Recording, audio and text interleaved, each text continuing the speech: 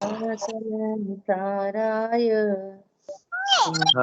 नित्याशकामृते चित्तभावाय सर्वभावान्तरक्षिरे वन्दितु सर्वसिद्धे ध्रुवमचलमणोवमं गतिं पत्ते मोक्षामि समय पाहुदु नमो सुध केवली भरिदम्। समय सारजी ग्रंथादिराज परिशिष्ट परम लोग स्वाध्याय कर रहे हैं। अमृतचंद आचार्य भगवान हमारा अनंत वैभव बता रहे हैं 47 शक्तियों के माध्यम से। कल तक हमने स्वाध्याय की अकर्तृत्व शक्ति, आगे शक्ति आ रही है अभोक्तृत्व शक्ति। जिस नय से आत्मा करता है उसी नय से भोगता है, जिस नय से अकरता है उसी नय से अभोगता है। समझ आई बात? कल अपन ने बहुत डिटेल में चर्चा कर ली थी।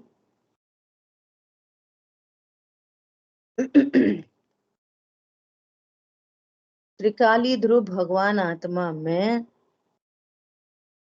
अभोक्तृत्व नाम की शक्ति है। त्रिकाली ध्रुव भगवान आत्मा में अकर्तृत्व नाम की शक्ति है और अभोक्तृत्व नाम की शक्ति है। ठीक है। भगवान आत्मा परम अकर्ता है, परम अभोक्ता है, और ये अकर्तृत्व अभोक्तृत्व शक्ति द्रव्य में भी है, गुणों में भी है और पर्याय में भी है। मेरी पर्याय भी अकर्ता और अभोक्ता है। ठीक है। अब इस अकर्तृत्व शक्ति अभोक्तृत्व शक्ति के स्वरूप को न जानकर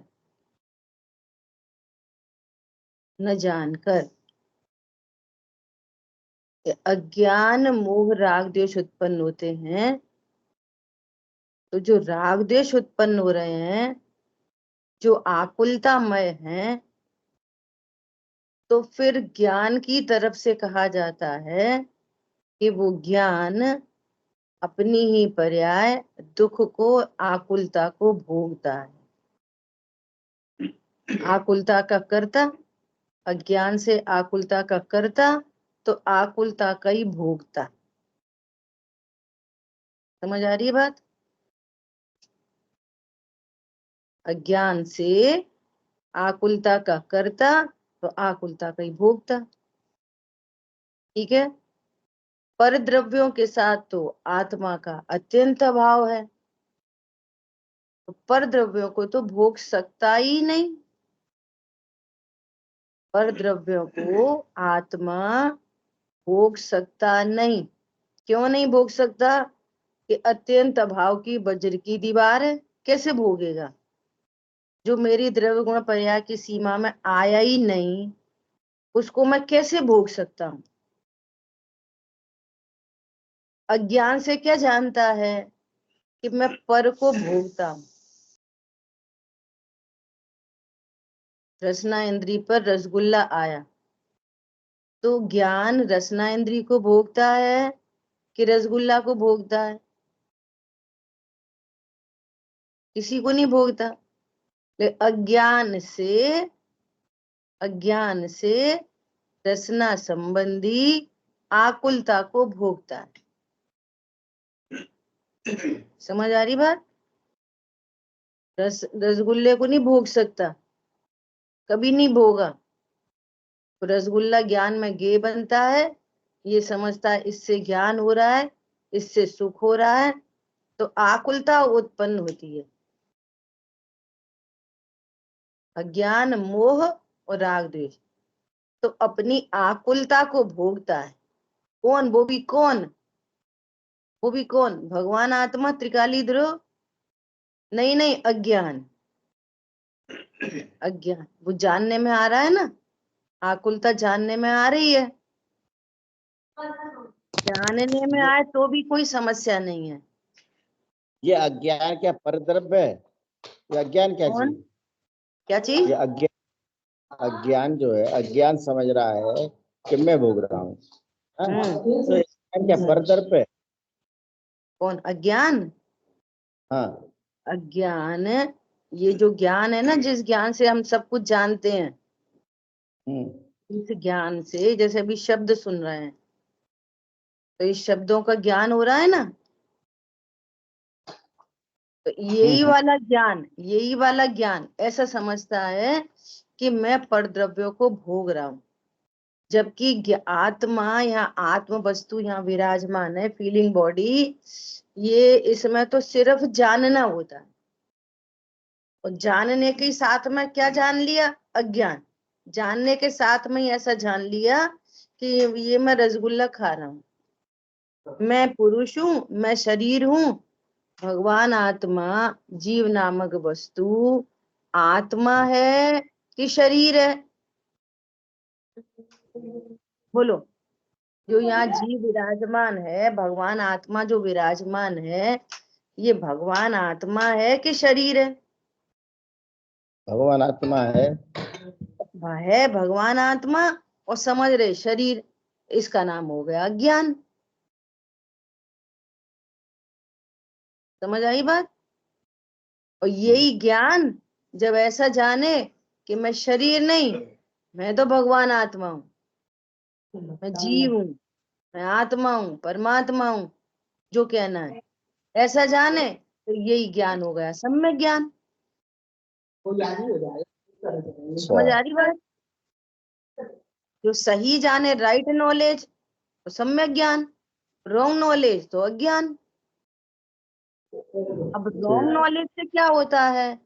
रॉन्ग नॉलेज से राग उत्पन्न होता है, कषाय उत्पन्न होती है, हिंसा, झूठ, चोरी, कुशील, परिग्रह के परिणाम उत्पन्न होते हैं। काय के लिए? अज्ञान से।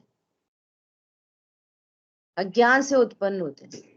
क्रोध, मान, माया, लोभ, कषाय उत्पन्न होती है। पूजा पाठ, दया दान के परिणाम उत्पन्न होते हैं। किससे? अज्ञान से। आई बात ख्याल में? तो ये अज्ञान रूप जो ज्ञान है, वो ऐसा समझ रहा है मैं पुरुष हूं, मैं स्त्री हूं, और मैं खा सकता हूँ। तो आज रसगुल्ला खाया तो बहुत मजा आया, ऐसा। तो ये क्या समझ रहा है? मैं परद्रव्यों को भोग रहा हूं।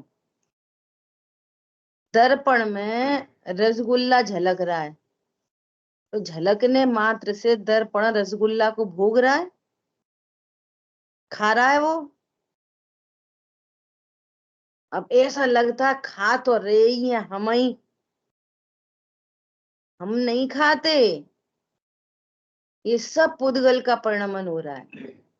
इंद्रिय के भोग मधुर विषम लावणमयी कंचन काया, यह सब कुछ टोटल जड़ की क्रीड़ा है, मैं अब तक जान नहीं पाया।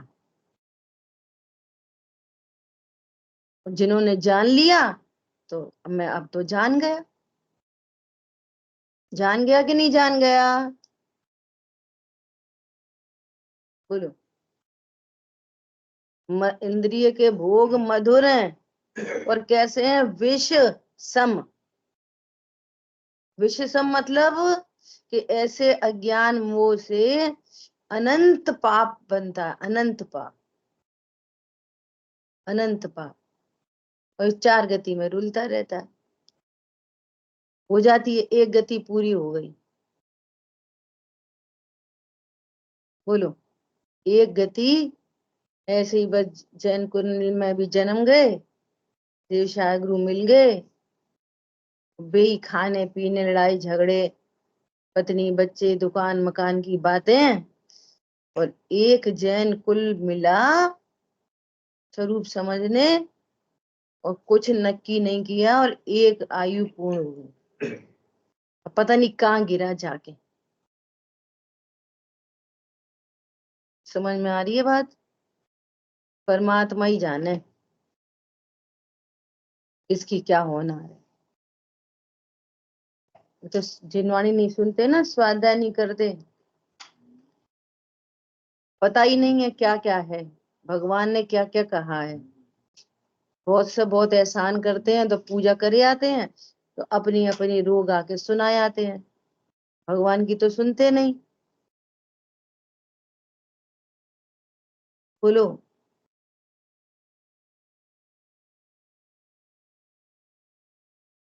समझ में आई बात? एक द्रव्य दूसरे द्रव्य को न कर सकता है न भोग सकता है। रोटी खाई कि नहीं खाई? खाई तो है नहीं, और समझ रहे खाई, मैं रोटी को भोगता हूं, फिर रोटी अच्छी है फिर बुरी है, ऐसे राग द्वेष, फिर इससे वापस अनंत कर्म बन गए, वे फिर वापस उदय में आएंगे, फिर यही कार्यक्रम चलता रहेगा। फिर नरकों में तो खाने ही नहीं मिलेगा, भूख लगेगी इतनी कि 3 लोग को नाच जो खाए, पर एक कण कण नहीं मिलेगा।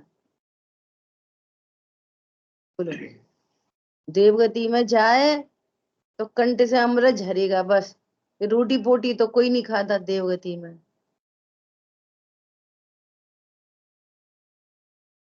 भोग भूमि में जाए तो इतना सा मिलता, इतना सा, कुत्ते में ही तृप्त हो जाते, आंवले के समान, बेर के समान, ऐसा आहार होता है बस। ये भर भर के तो जो मनुष्य गति में ही चल रहा है चक्कर। त्रियंच गति कितना खा पा रहे हैं, कितने खा पाते हैं, कितने नहीं खा पाते, स्पष्ट दिखाई दे रहा है। समझ में आ रही है बात? और ये टोटल कर्माधीन जड़ की क्रीड़ा चल रही है। जो बात चली खाने नहीं मिलता, पीने नहीं मिलता, या कंठ से अमृत झड़ जाता है, ये पूरी पुद्गल की बात है। इसमें कहीं भी मेरी बात नहीं थी, अभी जितनी बात हुई 1 मिनट के अंदर में। मैं नरक में भी परमात्मा, ज्ञान स्वरूपी भगवान आत्मा, देवगति में भी भगवान आत्मा, त्रियंच गति में भी, और मनुष्य गति में भी, सब जगह खाने पीने की जो भी व्यवस्था आदि आदि है ना, वो सब जड़ की क्रीड़ा है। टोटल कर्माधीन विनाशी है। हरी बात ख्याल में? पर को भोग नहीं सकता, फिर क्या होता है? वो ज्ञान में झलक रहा है, रसगुल्ला ज्ञान में झलका, और मैं भोग सकता हूं, मैं खा रहा हूं, तो ऐसे विचार से तुरंत वहां पर एट अ टाइम राग द्वेष उत्पन्न होते हैं। तो कषाय की मंदता, कषाय की तीव्रता वो ज्ञान में झलकती है, तो बस उसको ही भोगता है अकेला। शरीर ही द्रव्य गुण पर्याय से बाहर है, तो रसगुल्ला तो और बाहर है। वो आत्मा में अभूतृप्त नाम की शक्ति। देखो अब टैली करो, जिस जीव ने ऐसा जाना वो मैं तो परम अकर्ता परम भोक्ता तत्व हूं, तो ये राइट नॉलेज से मोह मिटा, और मोह मिटा तो अनंतानुबंधी के अभाव रूप आनंद प्रकट हुआ। तो जैसे कहा ना कि राग को भोगता है, ऐसे ही अब वो अपने आनंद, अतीन्द्रिय आनंद को भोगता है। क्या कहा? पहले परिणति में क्या अज्ञान से क्या उत्पन्न हो रहा था? राग। तो पर को तो भोगता नहीं, तो किसी अपेक्षा से कहेंगे कि भाई राग को भोगता है। और अब क्या उत्पन्न हुआ राइट नॉलेज से? अतीन्द्रिय आनंद, तो आनंद को भोगता है। और स्वभाव का और आश्रय हुआ, तो 2 कषाय का अभाव हुआ, तो आनंद की वृद्धि हो गई। 3 कषाय का अभाव हुआ, और आनंद की वृद्धि हो गई। चलते फिरते सिद्धों से गुरु, तो वो ज्ञान आनंद को भोग रहा है, अपनी पर्याय को भोगता है। अब सुनो, अब उपसर्ग हो रहे हैं, उपसर्ग देहादि में उपसर्ग हो रहे हैं, है ना, परिचय हो रहे हैं। अब ज्ञान क्या जानता है कि मैं देह हूं ही नहीं। ऐसी राइट नॉलेज से जो तीन कषाय चौकड़ी का अभाव हुआ है, अभी भी वो ज्ञान उस आनंद को भोग रहा है और शरीर पे उपसर्ग हो रहे हैं। ये लाभ है, समझ में आ रही बात। पर का अभोक्ता हूं ऐसा जानने पर जो आनंद प्रकट होता है, वो उपसर्ग के काल में आनंद को भोग रहे हैं मुनिराज। क्या कहा? जैसे रसगुल्ला को नहीं भोगता, ऐसे शरीर को नहीं भोगता। तो स्वस्थ शरीर को भी नहीं भोगता, तो सिर पर सिगड़ी जल रही है उसको भी नहीं भोगता।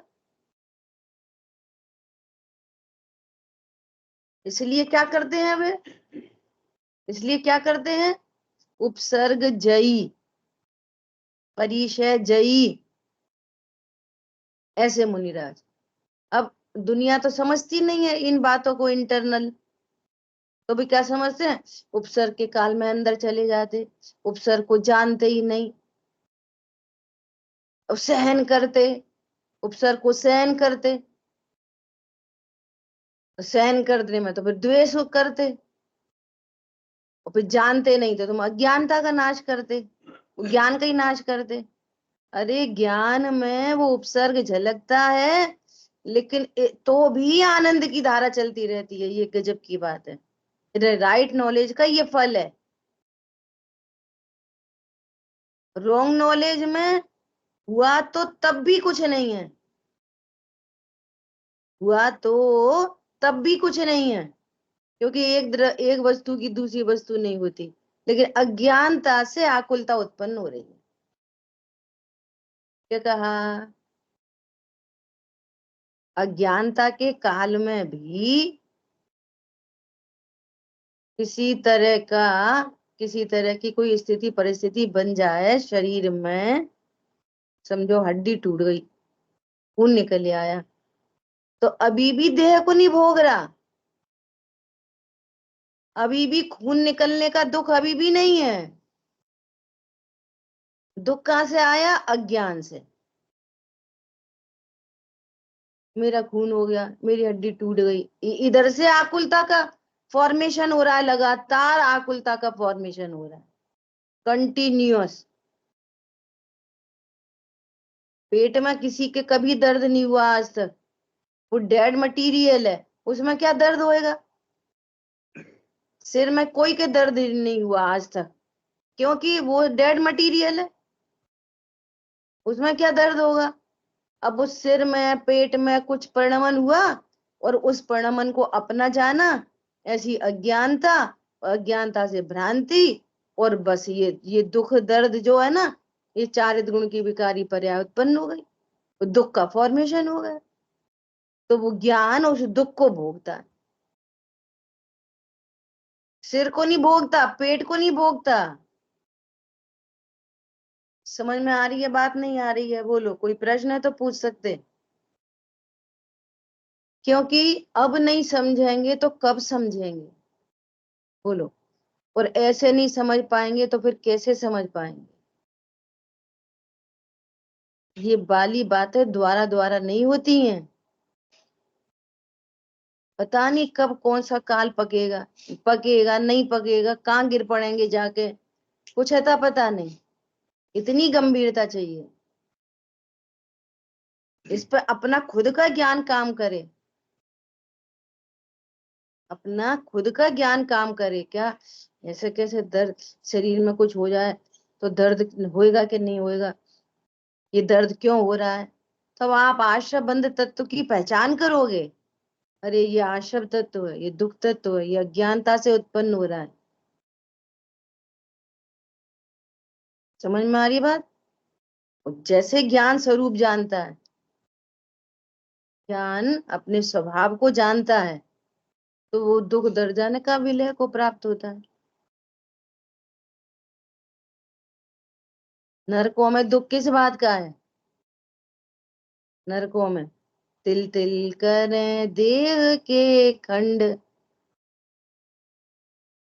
अभी ये गया ही नहीं वहां पे, और ये पढ़ पढ़ के और दुखी होता, भैया हमें नरक नहीं जाना। क्यों नहीं जाना? कि माँ हमारे टुकड़े टुकड़े कर देंगे। कि तेरे कहाँ करेंगे टुकड़े टुकड़े? तो देह लिखी है, आत्मा के खंड करेंगे, ये कहाँ लिखा है? तिल तिल करें आत्मा के खंड, ये तो लिखा ही नहीं है। और देह दृष्टि वाला ये देह से ही पढ़ता है और समझता सही में नरकों में बहुत दुख है। नरकों में दुख की थैली टंगी है क्या? दुख क्या परद्रव्य में होता है क्या? दुख क्या पुद्गल की पर्याय है? दुख, दुख किसकी पर्याय है? आत्मा की पर्याय, विकारी पर्याय। और वो अज्ञान से उत्पन्न हो रही है।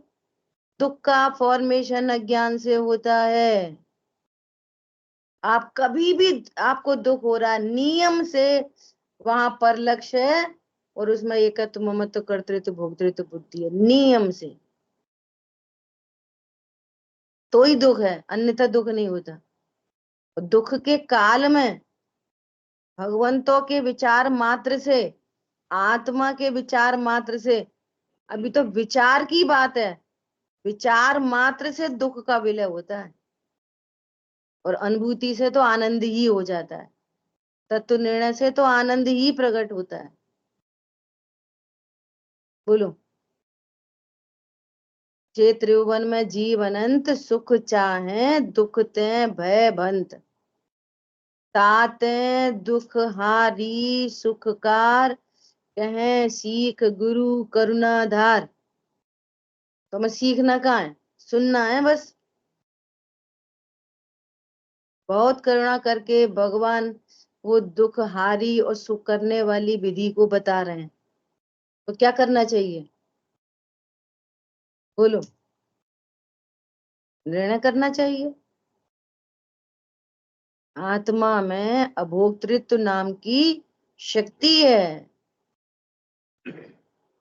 न शरीर आत्मा को भोगता, न आत्मा शरीर को भोगती। ठीक है, ऐसा। और जो भोगने की बात की जा रही है ना, अज्ञान से दुख को भोगता है सब में, तो वो पर्याय से बात की जा रही है। भगवान आत्मा त्रिकाली ध्रुव, परम अकर्ता परम अभोक्ता। ठीक है, अभी पूरी बात करते तब लेते प्रश्न। फिर ऐसी अज्ञानता से जो कर्म बंधन होता है, तो असद्भुत व्यवहार न से बोला जाता है कि तुम अपने कर्म को भोगते हो, कर्म के फल को भोगते हो। तो कर्म को कैसे भोगेंगे? तो कर्म का जो फल आता है ना, असाता असाता आदि का, तो कहते हैं स्वयं किए जो कर्म शुभाशुभ फल निश्चय वे देते, तो वे फल देते हैं, तो फिर ये उनको भोगता है। ऐसा असद्भुत व्यवहार ने से कहा जाता है। शरीर को भोगते, पर द्रव्यों को भोगते, पुण्य पाप के उदय को भोगते। छेड़ाला जी में लिखा है, क्या लिखा है? पुण्य पाप फल माही, पुण्य पाप फल माही, हरख बिलखो मत भाई। पुण्य पाप का उदय आएगा तो उनमें हर्ष विषाद नहीं करना। क्यों? यह पुद्गल पर्याय उपजी विनिश्चय फिर थाई। ये तो पुद्गल की पर्याय है। ये पुण्य पाप के उदय तुम में आते हैं क्या? साता वेदनी का उदय आया, बहुत पुण्य का उदय आया, गाड़ी घोड़ा बंगला, अच्छी पत्नी सुंदर पत्नी, अच्छे बच्चे बढ़िया सब, देवशा गुरु, तो ये सब तुम में, तुम्हारे अंदर आया, ये मेरे द्रव्य गुण पर्याय के अंदर आ गया? नहीं, ज्ञान होता है बस अकेला। वे सब चीजें, पुण्य का उदय ज्ञान में झलकता है, और ये विचार करता है ये मेरा है, तो आकुलता बनी रहती है। कल रात को सिद्ध किया, क्या सिद्ध किया? कि पर को भोग नहीं सकता, और ये अकेला आकुलता है, ये दुख नहीं है, वो सुख नहीं है। इंद्रिय सुख नाम की पूरे विश्व में कोई चीज नहीं है। ये नियम से दुख है, नियम से दुख है, ये दुख का मल्टीप्लिकेशन होता है।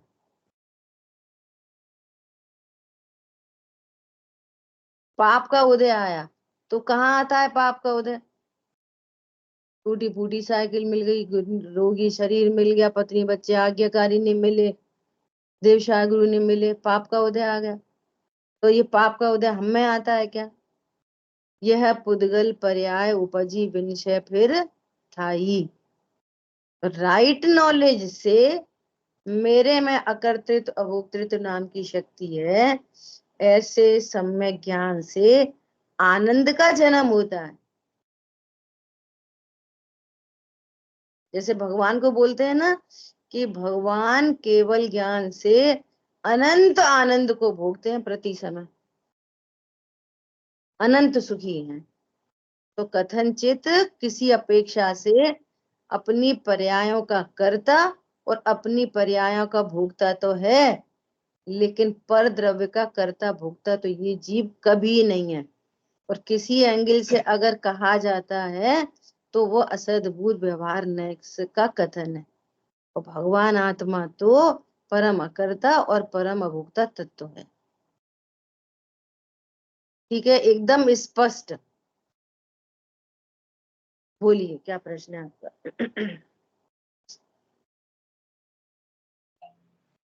जी बस इतना पूछना था कि यहाँ पर जानने को ही भोगना कहा जा रहा है।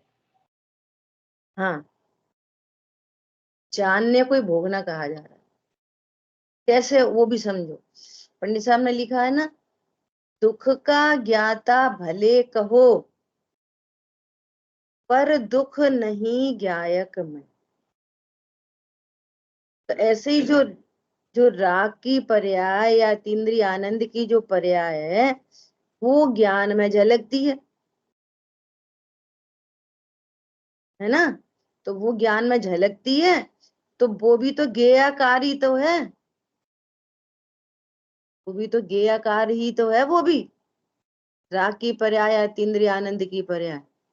तो जब जब पर उसका लक्ष्य है, पर लक्ष्य है तो वो जानने में आती है। दुख जानने में आया, सुख जानने में आया, तो उसका कर्ता भोक्ता भले कहो, परंतु उस ज्ञान में भी न दुख है और न सुख है। ज्ञान तो ज्ञानाकार है बस। और जो ज्ञानाकार जहां कहा, बस समझ लो ज्ञानाकार कहा, उसी का नाम अनुभूति है। वो उसका लक्ष्य भी छूटा। और ज्ञानाकार मतलब त्रिकाली ध्रुव समझ लो। ज्ञान पर आ गए ना, ज्ञान पे तो ज्ञान है वही ज्ञायक है बस। तो जब ये कहेंगे ना कि अपनी पर्याय का कर्ता भोगता है, तो अनंत पर की नास्ती हो गई। मैंने कभी भी पर को न कर किया न भोगा, अज्ञान रूपी पर्याय को किया, लेकिन पर को कभी नहीं किया। ऐसी अज्ञानता तो की, मैंने रोटी कम बनाई, मैंने पैसा कमाया, लेकिन न रोटी कभी बनाई न कभी पैसा कमाया, कभी भी अज्ञानी ने भी। ऐसा राग तो हुआ क्या कि मैं पैसा कमाऊं, मैं रोटी बनाऊं, तो वो राग को तो भोगा, राग को तो किया, लेकिन न रोटी बनाई न रोटी को भोगा, न पैसा कमाया न पैसे को भोगा। जैसे एक गाड़ी आ गई, समझो 40 लाख की गाड़ी खरीदी, तो उसका लक्ष्य करते करते कल्पना लोक में ही तो सुखी हो रहा है, कल्पनाओं से ही तो सुख मान रहा है। स्वयं ही कल्पना की, टोडम जी ने बहुत अच्छा लिखा है, स्वयं ही तो कल्पना की थी कि एक गाड़ी आ जाए तो सुखी हो जाऊं। स्वयं ही कल्पना की क्या, कि गाड़ी आ जाए तो मैं सुखी हो जाऊं। और गाड़ी आ गई तो स्वयं ही कल्पना की थी और स्वयं ही सुखी मान लिया। सुखी तो हुआ नहीं। अब कोई कोई हजारों इच्छाओं में से कोई एक इच्छा पूरी होती है और 999 तो पूरी नहीं होती हैं। समझ में आ रही है बात? तो वो 999 जो पूरी नहीं हो रही ना, उनके साथ रहने की आदत डाल ली। क्या? मैंने गोपाचल ग्रुप पे कल शाम की क्लास को भेजा है, तो सब लोगों से निवेदन है कि आप जरूर सुनना, क्योंकि आप सुनोगे तो हमारा कल्याण होएगा। तो हमारे लिए सुन लेना, ठीक है? कल पूरी चर्चा की है।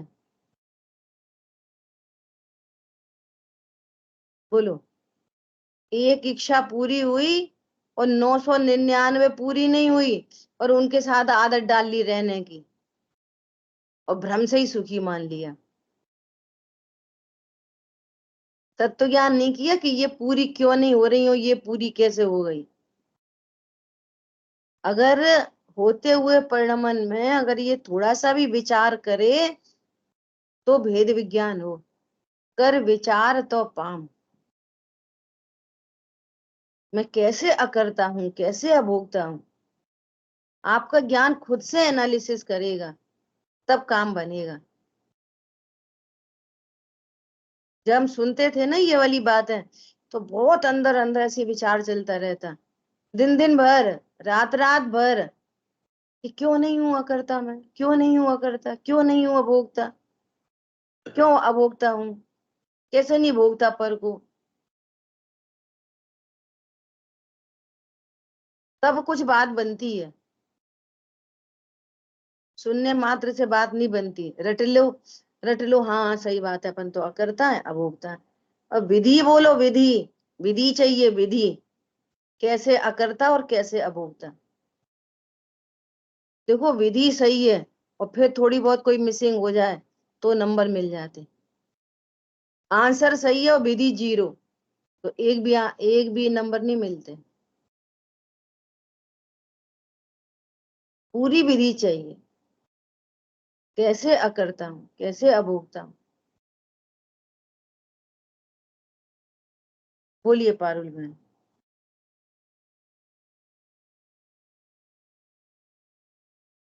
मतलब एक एक की लाइन में अगर समझना हो तो ऐसा कह सकते हैं कि अगर सम्यक ज्ञान सम्यक है तो जानना जानना है, और ज्ञान मिथ्या है तो जानना भोगना हो जाता है।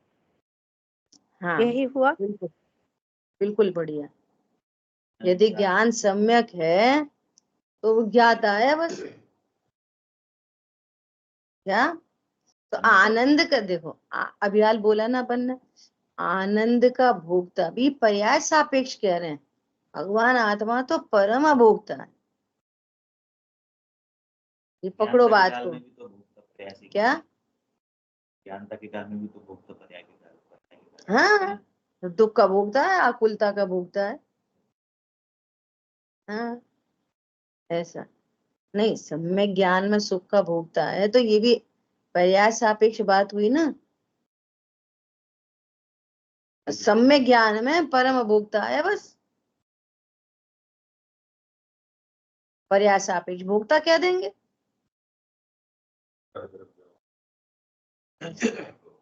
और पर द्रव्यों का भोगता करता भोगता तो कदापि नहीं, न अज्ञानी हो न ज्ञानी, अज्ञान से करता भोगता है बस, तो वो आकुलता ही रूप है। ठीक है, देखो अभी परिभाषा पढ़ते। समस्त कर्मों से किए गए ज्ञातृत्व मात्र से भिन्न परिणामों के अनुभव के भोक्तृत्व के उपरम स्वरूप अभोक्तृत्व शक्ति। उपरम मतलब अभाव से। ये कर्म सापेक्ष परिभाषा दे रहे हैं। क्या दे रहे हैं? समस्त कर्मों से किए गए परिणाम। अब ये ज्ञातृत्व मात्र को थोड़ी देर के लिए अपन गौर करें, 2-3 अक्षरों को। क्या कह रहे हैं? समस्त कर्मों से किए गए भिन्न परिणामों के अनुभव के भोक्तृत्व के अभाव रूप ज्ञातृत्व मात्र अभोक्तृत्व शक्ति, ऐसे लगा।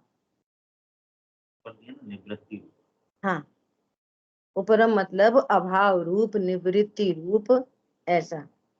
क्या कहना चाह रहे हैं कि इस जीव ने अज्ञानता में जो कर्म बंद किए, उन कर्मों के फल आए, है ना, तो उन कर्मों के उदय से जो बाह्य में सामग्री आदि हुई या जो परिणाम उत्पन्न हुए, तो कह रहे हैं उन परिणामों के भोक्तृत्व का अभाव रूप ज्ञातृत्व मात्र अभोक्तृत्व शक्ति।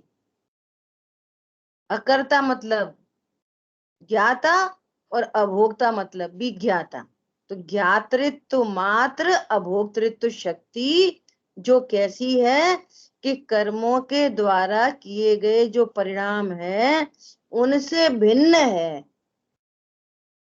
उनसे भिन्न अभोक्तृत्व शक्ति, ऐसा यहाँ पर शक्ति की परिभाषा है। क्यों कि जीव अनादि से अज्ञानी है, और अज्ञानी है तो इस समय कंडीशन बनी हुई है, ये समझो बात को। क्या समझो बात को कि इस समय ये कंडीशन बनी हुई है। क्या कंडीशन बनी हुई है? जीव है भगवान आत्मा त्रिकाली ध्रुव, उपयोग लक्षण है जो हर समय आत्मा को प्रसिद्ध कर ही रहा है, और यहीं पर अज्ञान मोह राग द्वेष है जिनको आश्रव कहो, बंद कहो, और यहीं पर अनादि से जो चलते चले आ रहे कर्म है, अनादि का कर्म नहीं, अनादि का नहीं है, लेकिन अनादि से कर्म बंधन चला आ रहा है, शुभ कर्म है ये। अभी इस समय ऐसा एक एलॉय, ऐसा एक विद्यमान है कंपाउंड, ये कंडीशन अभी बनी हुई है। जैसे खदान से सोना निकलता है ना, तो एक कंपाउंड है किट्टी कालीमा सहित, ऐसे ही ये जीव नामक पदार्थ किट्टी कालीमा सहित एक कंपाउंड, ये कंडीशन अभी बनी हुई है। अब इस कंडीशन में मैं कौन हूं? बात ये, मैं जीव हूं, भगवान आत्मा हूं, उपयोग लक्षण से लक्षित हूं, यहीं पर छाए उषम्य ज्ञान, श्रद्धा और चारित्र की पर्याय हैं। ये अज्ञान रूप है, या यदि तो अज्ञान चला आ रहा है, और अज्ञान है तो कर्मों का संचय हो रखा है, और कर्मों का उदय आता है तो फिर वैसा वैसा शरीर का संयोग, और वैसा वैसा बाहर में प्रकट जुदे धन धामा, ये कंडीशन अभी बनी हुई है। अब इस कंडीशन में तुम कौन हो? तो कह रहे हैं समस्त कर्मों के उदय में जो कंडीशन बनी हुई है, क्या कि कुछ संयोग है, शरीर है और राग आदि भाव है, तो कह रहे हैं इन सब से भिन्न मैं अभोक्तृत्व शक्ति का धारी। इस कंडीशन में मैं अभी अभोक्तृत्व शक्ति का धारी हूं। ये कंडीशन बनी हुई है ऑलरेडी, और अनादि से बनी हुई है, और ये जीव इस कंडीशन में अपने को स्वीकार नहीं कर पाता, तो फिर बस यही मैं शरीर को भोगता हूँ, कर्मों को भोगता हूँ, कषायों को भोगता हूँ, ये अच्छा है, ये बुरा है, ऐसे वापस अगेन अगेन नवीन नवीन कर्मों को बांधता है। और अभी ऐसा जाने मैं अभोक्तृत्व शक्ति का धारी हूं। तो अभी पूर्व से संचित दर्शन मोहिनी अनंतानुबंधी का तत्क्षण अभाव हो, और परिणति में बाहर कैसे भी संयोग बने हो, तत्क्षण आनंद प्रकट होता है, आगे पीछे नहीं, परिणति में आनंद प्रकट होता है। पर का भोगता न पहले था न अब था, पर का भोगता जानने से दुख का फॉर्मेशन हो रहा था, और पर का भोगता हूं ऐसा जानने से सुख का फॉर्मेशन हो रहा। इतनी सी बात है, समझ आ गई बात? बोलो, करो समरी करो। समरी इसमें ये कि ध्रुव ध्रुव गायक है त्रिकाली त्रिकाली ध्रुव है वो तो सदा भोगता है, सदा अकर्ता है ना। जो अब त्रिकाली ध्रुव है वो सदा अकर्ता है, उसका पद्रव्य से भी कोई रिलेशन नहीं है और उसमें पर्याय से भी कोई रिलेशन नहीं है उसका। तो सदा अकर्ता ही है, सदा भोगता ही है ना, ऐसा ध्रुव ज्ञान है। अब जो ज्ञान है, वर्तमान सापेक्ष में ज्ञान है, वो यदि अपने स्वभाव को नहीं जानता कि मैं परम अकर्ता भोगता हूँ और परद्रव्य में अप्रोच करता है, पर रागादि में अप्रोच करता है और मानता है कि ये मैं हूँ, वो ये मैं हूँ, इससे मेरा अच्छा बुरा होता है, इससे मेरे लाभ हानि होती है, अज्ञान जिसको हम कह रहे हैं अज्ञान। तो अज्ञानता के कारण जब ये पर्याय प्रकट होती हैं, कौन सी पर्याय, जो मोह राग द्वेष रूप पर्याय, तो वो आत्मा का स्वभाव नहीं है, इसलिए अब अज्ञानता के कारण ये आत्मा में उत्पन्न होती हैं, तो इसलिए कहते हैं कि अज्ञानता के कारण ये उनका करता है। और परद्रव्य का तो वो जो ज्ञान है वो तो उसमें वज्र की दीवार है, वो परद्रव्य से भी वो वहां पे अकर्ता भोगता है, वो ज्ञान की पर्याय भी उनसे अकर्ता भोगता स्वरूप है ना। तो ये बात हुई कि उसको कर्ता भोक्ता किस कारण से कहा, अज्ञानता के कारण उसको ऐसा कहा।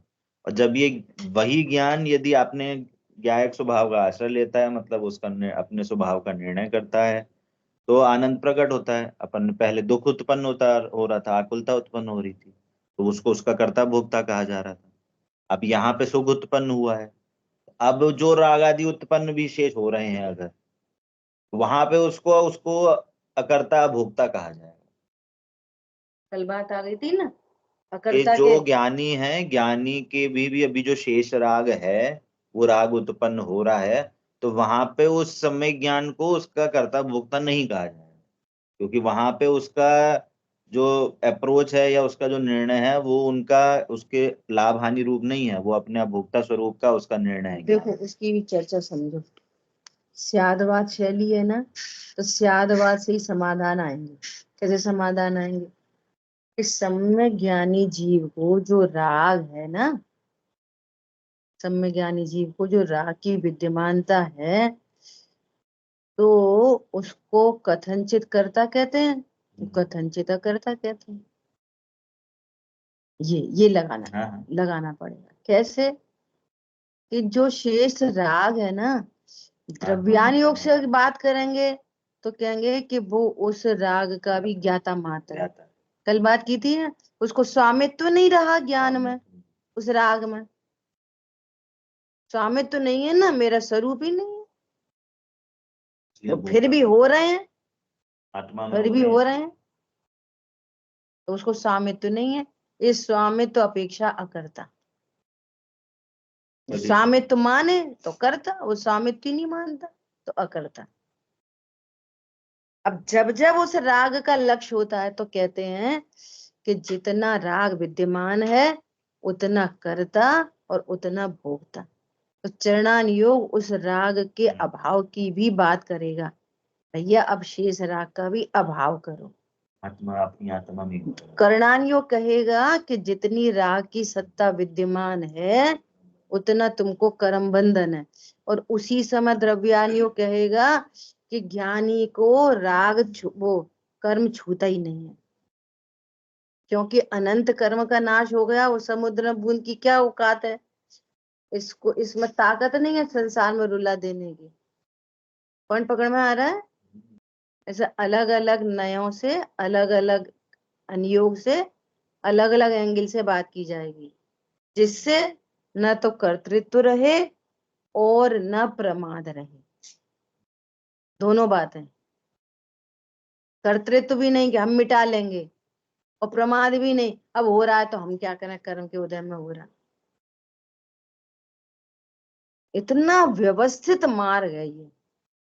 और देखो फिर वापस कहते हैं, शब्द है वक्तव्य और भाव है अनंत गुना अवक्तव्य। अनंत गुना भाव छिपाया भी इसके अंदर, जो आपका ज्ञान खुद ही समझेगा, जो दूसरा नहीं समझा सकता, समझा नहीं सकता कोई। पंडित साहब का भी मैंने भेजा था ना पत्रावली में, वो आया क्या कि परमार्थ से तो देखा जाए तो आत्मा ही आत्मा का गुरु है। ये परम सत्य बात है। कौन किन्हें पढ़ा दे, कौन किन्हें सिखा दे, कोई नहीं सिखा सकता। परमार्थ से आत्मा ही आत्मा का गुरु है, और व्यवहार से कहें तो दिगंबर मुनिराज ही आत्मा के गुरु हैं। ये व्यवहार का कथन है। मुनिराज गुरु है, और हम तुम तो साधर्मी हैं, आप हमें गुरु कहते हो तो हमें ये सुहाता नहीं, हमें अच्छा नहीं लगता। अपन तो सब कौन है, साधर्मी। ऐसा पंडित साहब का एक पत्रावली में वो आया। पता मेरा क्या मन हुआ, ऐसा मन हुआ कि अभी समय सार जी पूर्ण होने जा रहा है, तो चलो पत्रावली का ही स्वाध्याय करें। फिर अपन ने पहले तो टारगेट बनाया था मोक्षा प्रकाशक जी का, देखेंगे क्या कैसी होनहार होगी। ठीक है, तो इस तरह से कोई हौच पौच की गुंजाइश नहीं, कोई कंफ्यूजन की बात नहीं। जहां जो कथन है, और देखो गजब की बात है, एक गजब की बात ये है, तो हमें ये बताओ हम कर्ता माने कि भोक्ता माने?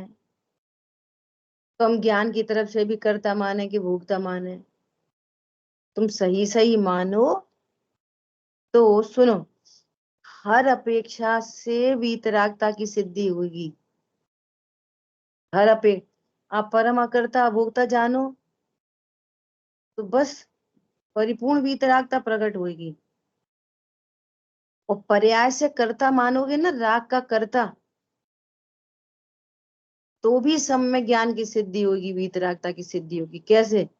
कि जब अपने में उत्पन्न होते हुए राग का कर्ता आप अपने को मानोगे, तो उसको मिटाने का कर्ता भी अपने को ही मानोगे ना, तो भी तुम अनंत पाप से छूटोगे। क्यों? अपने राग का कर्ता दूसरे को मान रहे, तो फिर अप्रोच दूसरे में ही करते हो। क्या हमें गुस्सा इनकी वजह से आ गई, तो इन्हें सुधारो तो हमें गुस्सा नहीं आएगी। पॉइंट समझ में आया? और उस राग से बंध का कर्ता जानोगे असद्भूत से, तो छुड़ाने का भी अप्रोच हमको ही करनी है, हमें कोई और बंद से नहीं छुड़ाएगा। और कोई कहे कि मेरे को ऐसे ऐसे स्त्री पुत्र आदि मिल गए, इतना पाप का उदय, पता नहीं कैसे कैसे संयोग मिल गए, तो तू नहीं किए इसलिए ये मिले। और तू अपने में सुधार करेगा तो उधर सुधार हो जाएगा ऑटोमेटिक। भावों का सुधार तो कर्मों का सुधार, कर्मों का सुधार तो नो कर्म का सुधार, ऐसी इक्वेशन है। तो हर तरफ से वीतरागता की सिद्धि होती है।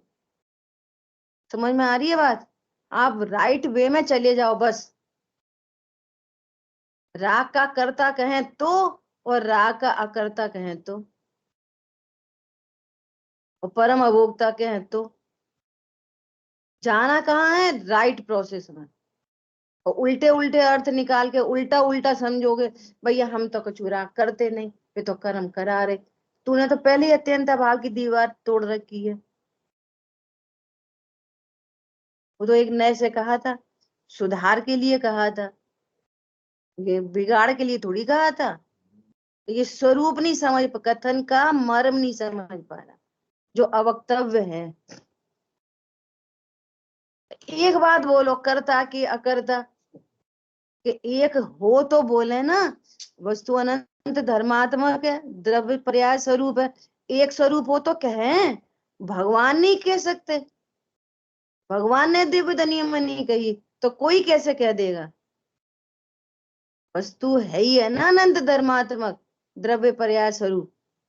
तो द्रव्य पर्याय स्वरूप है, द्रव्य पर्याय स्वरूप बात की जाएगी। उसमें एक ही धर्म होता तो एक ही बात की जाती, है नहीं ना वस्तु ऐसी, तो कहें कैसे? तुम बताओ हम राग के करता है कि नहीं? पॉइंट समझ में आया? देखो मैं एक बहुत इंपॉर्टेंट बात कहने जा रही हूँ, मुझे कल परसों भी विकल्प आया था। थोड़ी समझने की बात है ना, गंभीरता से सुनना। जैसे मान लिया घर तो समस्याओं का ही भंडार होता है, युद्ध का मैदान होता ही है, तरह तरह की चीजें, है ना। अब मान लिया कोई ऐसी समस्या आई जिसका समाधान नहीं मिल पा रहा, कोई समस्या आ जाती है ना जिसका समाधान नहीं मिल पा रहा, तो अपन उस समाधान को पूछने गए तो किससे पूछोगे? पहली बात तो ये, रागियों से पूछोगे, मोहियों से पूछोगे, वे तो उल्टा ही पुल्टा सिखा देंगे। सो कभी नहीं पूछना। उन्होंने कहा कि पता हमारी नंद ने हमारे साथ ऐसा किया तो तुम कछु कम होगा, तुम ऐसे दे देना, वैसे मत दे देना, कम कर देना, और एक दफे यही बातें होंगी। तो किससे पूछना? कि बड़ों से पूछना, गुरुओं से पूछना, ज्ञानी धर्मात्माओं से पूछना, वहीं मिलेंगे समाधान। अब सुनो, अब सुनो, मान लिया अपन बड़े पंडित साहब के पास गए, छोटे पंडित साहब के पास गए, कहीं भी गए और उन्होंने कोई समाधान दिया। सुनना बहुत ध्यान से। मान लिया उनने ऐसा समाधान दिया, चलो ठीक है कोई बात नहीं, ऐसा समाधान दिया। अपन ने ऐसे पूछा बच्चों को समझाएं कि नहीं समझाएं, तो उनने समाधान दिया कि नहीं बिल्कुल समझाओ। और एक ने समाधान दिया, कभी ऐसा समाधान मिला कि नहीं नहीं उनका करना उनके साथ, तुम तो अपना काम करो। कोई भी उपदेश मिल सकता है ना। अब सुनो ध्यान से, वो उपदेश भी होनार के अनुसार मिलता है। वो उपदेश है, वो मात्र उपदेश है। स्टिल मान लिया उनको कुछ ऐसे ही उपदेश देना था कि नहीं नहीं आप तो समझाओ,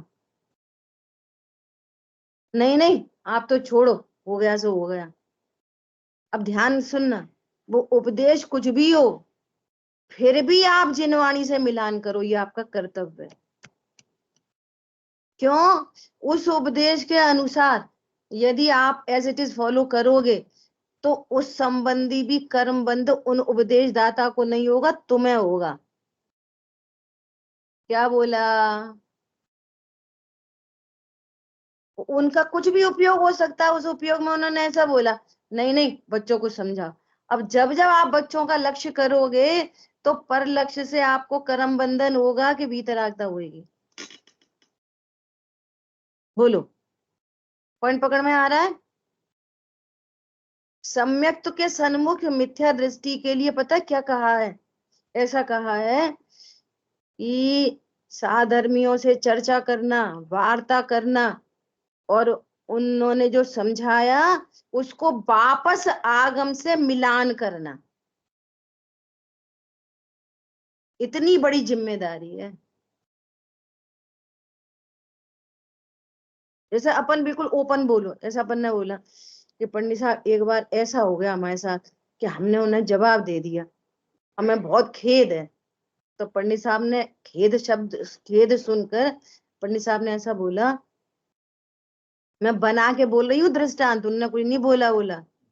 उनने ऐसा बोला कि चलो कोई बात नहीं, ऐसा बोला। तो उन्होंने ऐसा बोला कोई बात नहीं, तो तुम्हें उनके कोई बात नहीं से कर्म बंधन नहीं होएगा? प्रश्न ये है मेरा, बोलो, पॉइंट पकड़ में आ रहा है? नहीं आ रहा?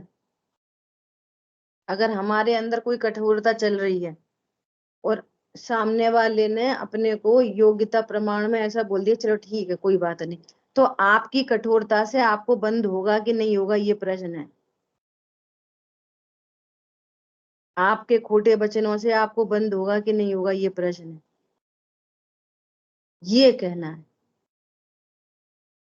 और उन्होंने बोला कि नहीं नहीं ऐसा करेक्शन करो, तो बोलो आप कर्ता बुद्धि से कर सकते हो कि नहीं कर सकते, ये बोलो। समझ में आ रही है बात? इसलिए उपदेश अलग चीज है और वस्तु स्वरूप अलग चीज है, और उस वस्तु स्वरूप का नक्की सदा जिनवाणी से करना। सदा जिनवाणी से करना, ये कहना है। जितने प्रथमान योग है ना, देख लो। उनने कहा कि हम तो उसको ले आए, द्रौपदी को ले आए, तो उन्होंने कहा तुम सब बांट लो। तो एज इट इज फॉलो कर लो, अपनी बुद्धि नहीं लगाना। उन्होंने तो बोला एक चीज लाए हैं, तो उन्होंने सोचा कुछ लाए होंगे, आम लाए होंगे, तरबूज लाए होंगे, तरबूज तो खाते नहीं, तो बांट लो। तो वहां तो उन्होंने तो एक स्त्री की बात की थी। तो आप अपना विवेक लगाओगे कि नहीं लगाओगे हर बात में?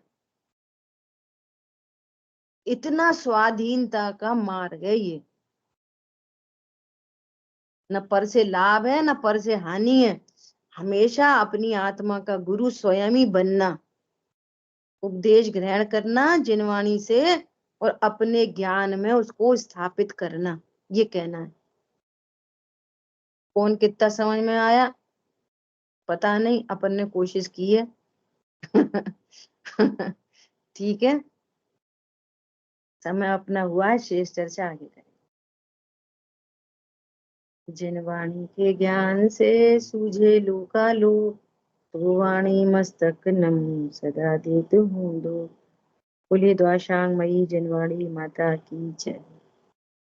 और दूसरी सूचना मुझे ये देनी थी कि शाम की क्लास में आज से या कल से 5 लब्धि की चर्चा उसमें आ ही रही है, तो मैं वो शुरू करने वाली हूँ 5 लब्धि की। जो भी कोई फ्री हो और जिसको तो सुनना हो, समझना हो, तो शाम की क्लास में आपका स्वागत है, 7:15 से 8। ठीक है, जय जिनेन्द्र सभी को। जय जिनेन्द्र। जय जिनेन्द्र।